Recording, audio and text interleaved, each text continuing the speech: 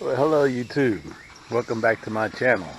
My name is Willie Lacalle, and today's a good day, but I have a little bit of bad news to share with y'all. It has to do with my Kawasaki 1100 STX DI. And well, let me wipe off this lens real quick there. So I was out on the Lake Lavon here a couple days ago, just having a blast with this thing. A few friends and riding, and man, everything was good. Friends left, and I packed up everything I had in the car, and I thought, well, we just kind of stuck in one little cove all day. I'm gonna go play, and I decided to go out for a long ride around the lake. And man, it was running good. I wasn't dogging it, not a lot anyway. And I got clear over to the other side of the lake, and it was running just great, and all of a sudden it just died. I mean, I tried to start it, and well, it wouldn't start. I mean, it turned over. I guess, let me rephrase that. I tried to start it, and it kept turning over, but it wouldn't fire. And I did that a couple times, but when it's pretty obvious that the thing's not going to start, whether it's a motorcycle, a jet ski, a car, or whatever. So you stop so you don't kill the battery. I opened up the seat and took a look inside, and I was hoping I'd find something. I remember one time I broke down in the car, and I opened up the hood, and I found the coil wire had fallen off the coil, and I was able to put it back on, and boom, just like nothing, took off. Well, I didn't get that lucky. Anyway, I got home. It was late. Oh, let me back up. When it broke down, I was out in the middle of the lake, and man, it was a long ways back to the shore. So, I did the only thing I could do. I mean, your big boys, we put on our big boy panties and we start swimming. I jumped in the water, I grabbed a hold of the jet ski, and I just started backstroking, and had my eye on the bank, and there I go. This was Thursday evening, probably around 6, 7-ish, and I could see the bank, and I was heading towards the bank, and an hour and a half later, there was a blue Skeeter bass boat. A couple guys were on there fishing, and they yelled out at me asking me if I was okay. And well, I told them, no, I'm not okay. I'm actually broke down. And they asked if I had anybody coming for me, and well, big old dodo head me, when I left my phone in the car. I didn't have nothing. All I had was a rope, my jet ski, my inner tube, my life vest, and the keys and the whistle. And they told me that they were in the middle of a bass fishing tournament, but that they'd be willing to help me. That they pulled me over to a bank somewhere, or over to a ramp, and I could tie up my boat over at a ramp somewhere, and they'd take me over to my car. Again, I was on the opposite side of the lake, so these guys were in the middle of a fishing tournament. And man, I was so thankful for these guys to actually do that. You bass fishermen out there, man, I know y'all are serious people when it comes to fishing and tournament. Man, that's what you're there for. You paid big money to do it. Well, these guys, from the kindness of their heart, put aside their tournament and helped me out. Man, what more could anybody ask for, right? So they got me back to one of the parks, and I tied up my jet ski to a dock right there, and they boogied me over about 75 miles an hour down to the other side of the lake in their bass boat, and took me to the ramp where I had put in and dropped me off and went on about their business, man. I thanked them, and told them I prayed for them that they'd have the best fishing tournament ever, and they went their way, and I jumped in my vehicle, and which was this vehicle right here, the Yukon, with this trailer that still had the Polaris jet ski on it, and I boogied over to the other side of the lake, about a 35-40 minute drive, and you know, I got there, the jet ski was there, and I got it on the trailer and came home. By the time I got home, it was nighttime, so you know, I didn't have much time to mess with it. I was happy.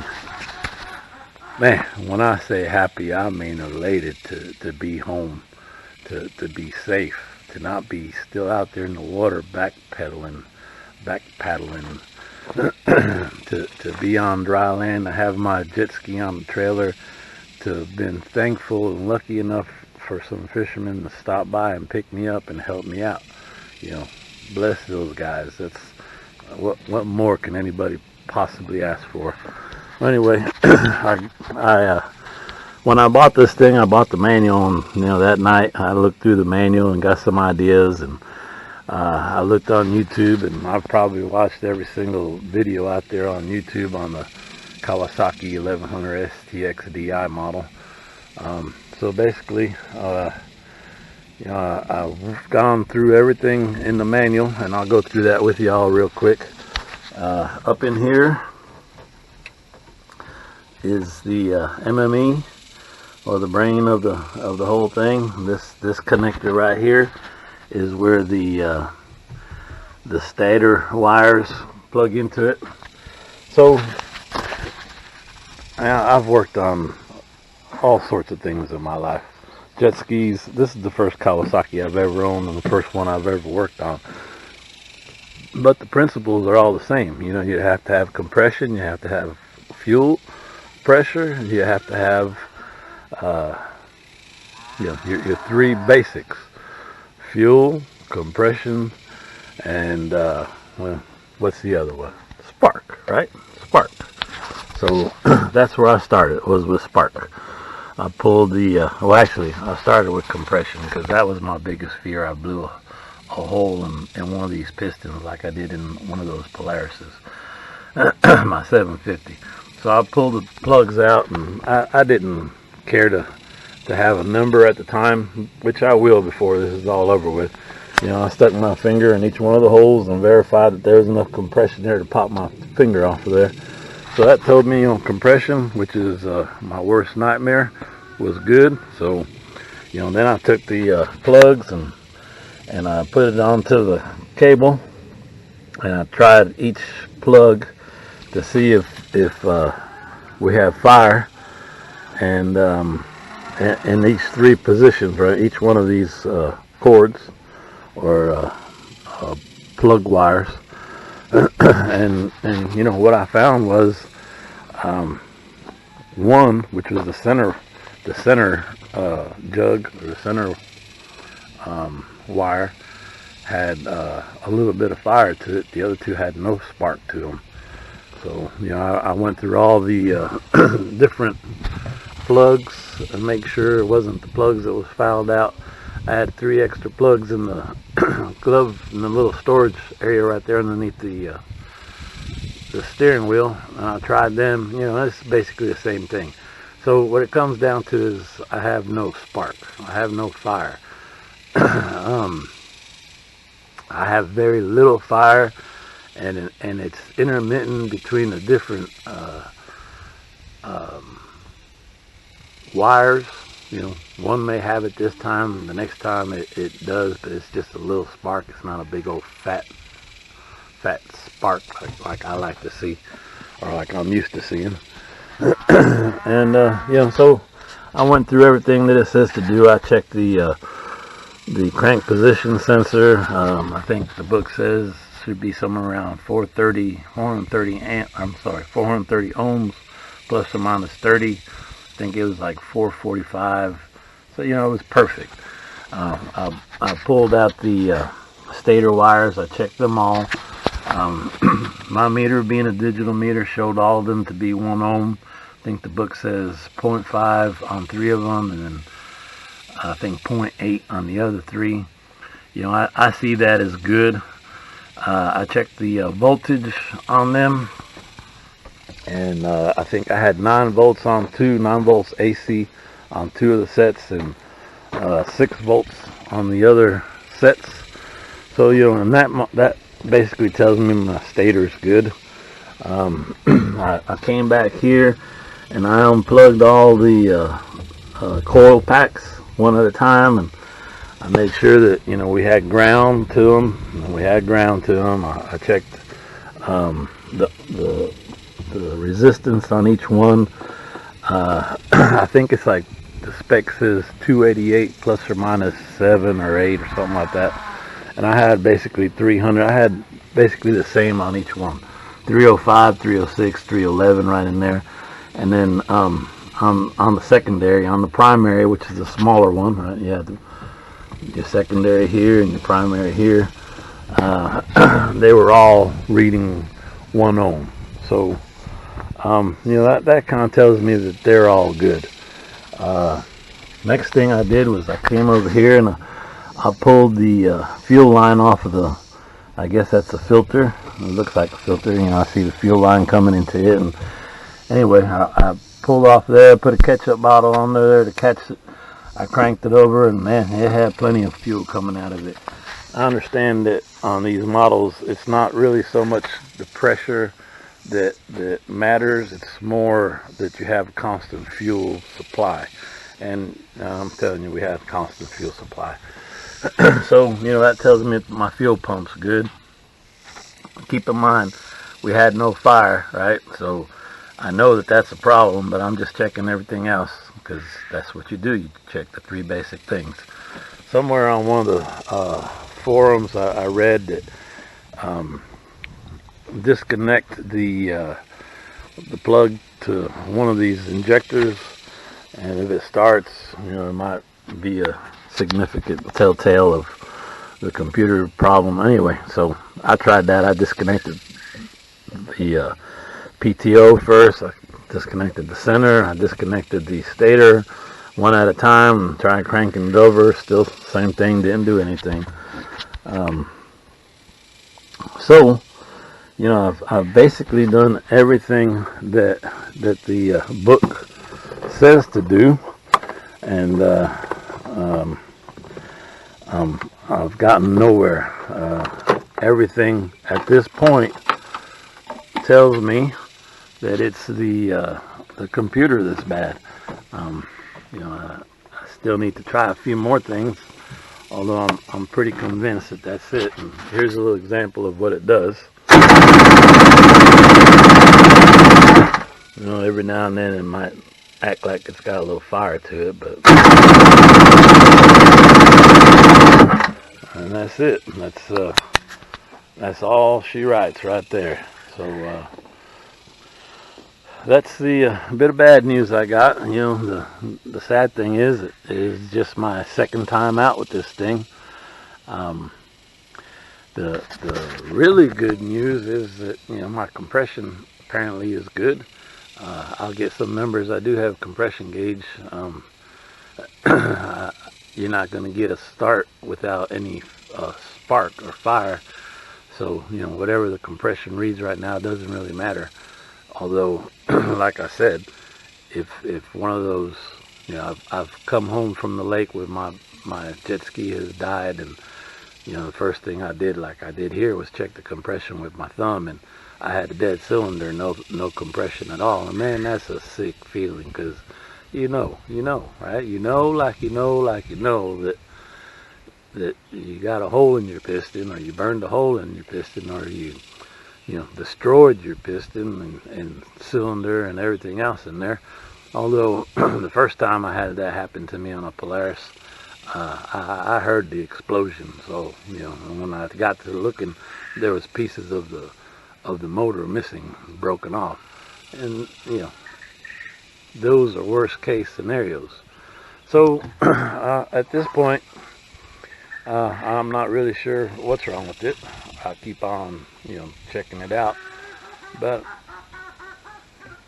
I'm pretty sure, just like that chicken right over there is pretty sure that it's a computer. I just need to continue to verify that that's the case. Not sure what else to check. I mean, I followed everything in the book, and the last little block in the block diagram basically says it's either the striker, or the EMM, and the igniter, I guess is what I meant to say, is inside of the EMM. And from what I'm gathering, these things have these little cooling lines right here. You can see one right there, and apparently they get plugged and these things overheat, and you fry your computer. And at this point, I'm assuming that's the case. I hope not. I was really hoping to find something simple, but I haven't. The other thing I haven't done is oh, one more thing that I did try was pouring a little bit of fuel, the fuel that I did get out of the filter when I tried starting it. I put it back in. It was in a ketchup bottle, so I squirted a little bit in each cylinder. And again, we know that there's no fire, so there's no way that it was going to do anything. But I tried it anyway, right? Because that's what we do. Sometimes desperate people do desperate things. So, for sure,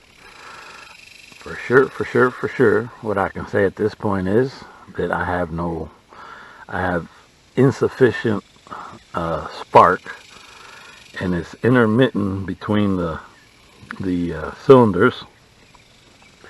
Number 2 seems to give me the best fire. Sometimes number 3 does. I haven't gotten any off of number 1, which all that led me back to the coils, thinking that there was going to be a problem there. But you don't just burn a coil pack. There was no water in this thing, and again, with the history of these Kawasaki's, everything was taking me back to the computer. So that's my story, and I'm sticking to it.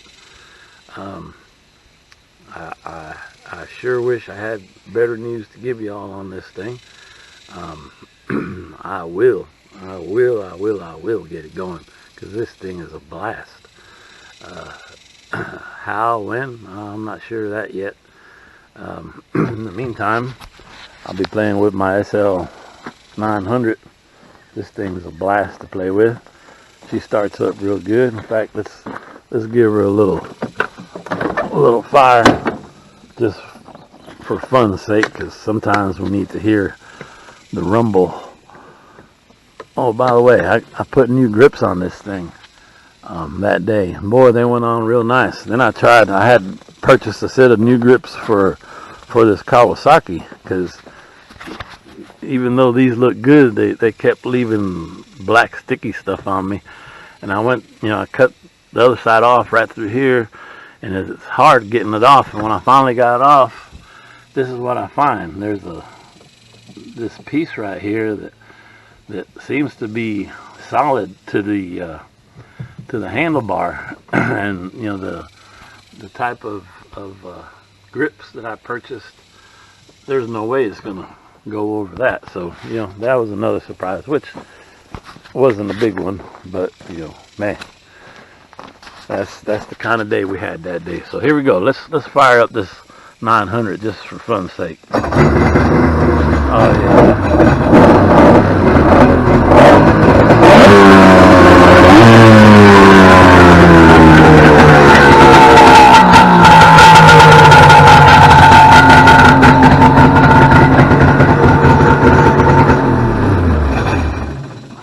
Right on. So, back to the 1100. One more thing I need to mention was the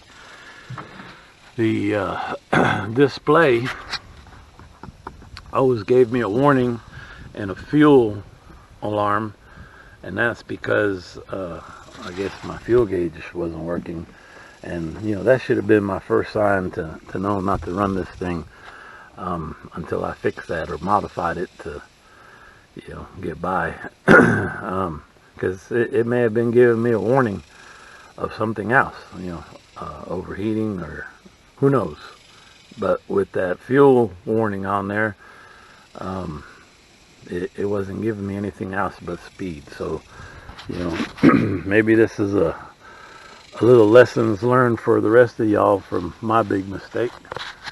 That, you know, if you have your warning light and low fuel or blinking at you, you know, do something about it. Either fix the sending unit or, you know, modify it with that 50 ohm, 500 ohm resistor or whatever it is, so you can get past that point.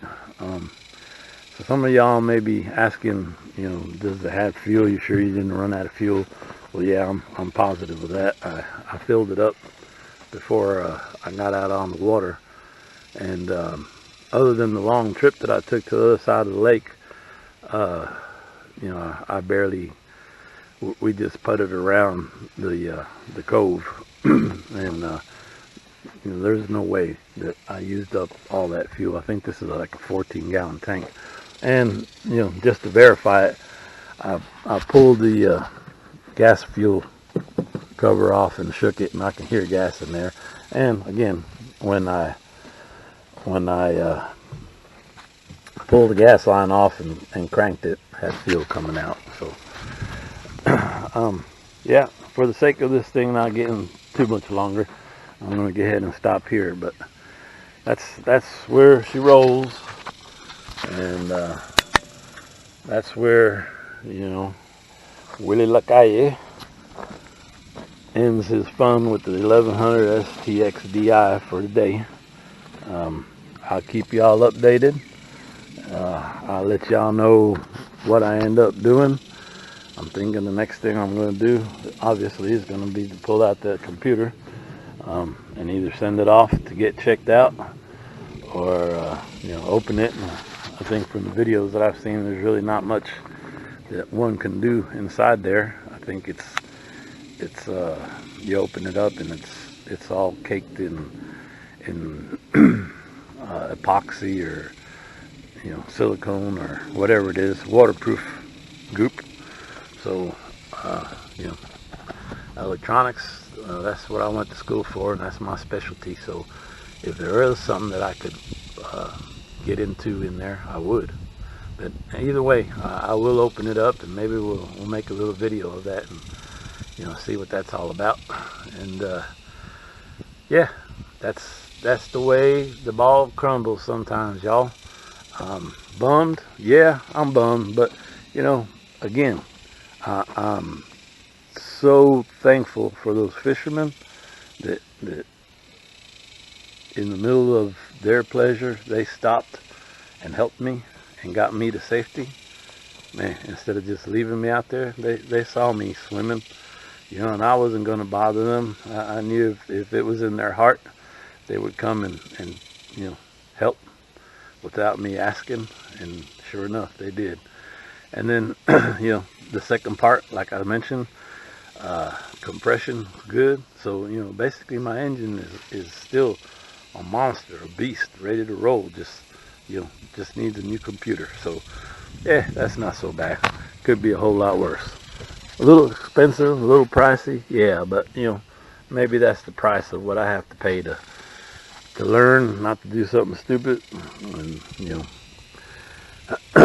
was it all my fault? I don't know. I guess we'll figure that out when we find out exactly what the problem is. If it was a computer, and I think they'll be able to, they meaning the people that are going to check it out, I think it's called DFI Technology, so don't quote me on that name. I just have to do a little bit more checking. You know, they'll be able to tell me for sure what the problem with it was, and if I did anything wrong, and what it was I need to do differently, and how I can keep this from happening again, right? Because if we're not learning from our mistakes, then we got problems, bigger problems. All right, YouTube, Willie Lacalle, thank you for coming back to my channel. checking out and digging some of the information I got for y'all. And y'all have a great day. Willie la calle. Willie la calle.